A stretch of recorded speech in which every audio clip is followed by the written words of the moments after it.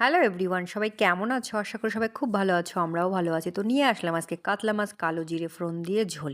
তো এখানে শ্বশুরমশাই বাচ্চা দুটো খাবে, ৩ পিস পেটি নিয়েছি। নুন হলুদ মেখে ভালো করে একদম গরম করে নিলাম সর্ষের তেল, তার মধ্যে ৩ টুকরো মাছ ছেড়ে দিলাম। এবার ওটাকে উল্টো করে দেব।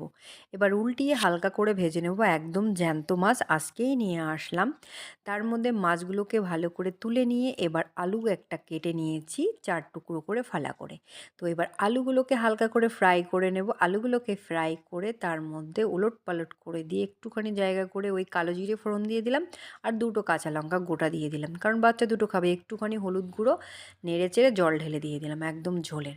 তো জলটা যখন টকবক করে ফুটে উঠেছে, মাছ আর একটুখানি চালের গুঁড়ো দিয়ে দিলাম। তাহলে গ্রেভিটা একটুখানি ঘন হবে, নাহলে টেলটেলে পাতলা ঝোল হবে।